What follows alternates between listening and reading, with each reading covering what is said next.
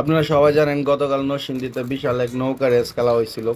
তা আমরা যেহেতু মজা করছি সেই মজাটা আপনাদেরকে উপভোগ করার জন্য একটা ব্লগ করছি। তো অবশ্যই আপনারা দেখে নেবেন। আর বিশেষ করে নাগরিকান্দা এত পরিমাণ লোক হয়েছে, আর এত লোক, মানে এরা যে এত নৌকা ভ্রমণ প্রিয়, মানে মানে বলার বাইরে।